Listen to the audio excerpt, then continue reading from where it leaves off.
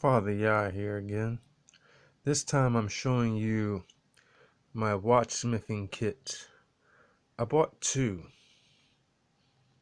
You'll notice they both have a small mallet or hammer. Two kits. If you want to know what this is for, like just to give you a little brief lesson on watches. See a watch with a back like this? Some little square ruts on each side of the sphere on the back. That shows you can't just knife it open.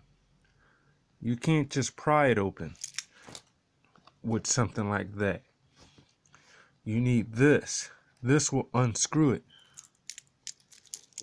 You adjust these to some of these little square little ruts on the edge of the sphere, and you turn it. You take time to turn it all the way around, because this is a wrench. And these are the pieces that go to it. These, of course, you may recognize because they go in the watch band, so that it fits around, the band fits around your watch, and then you put it on. Got little handy dandy tools here for unscrewing parts inside the watch. All kinds of handy stuff.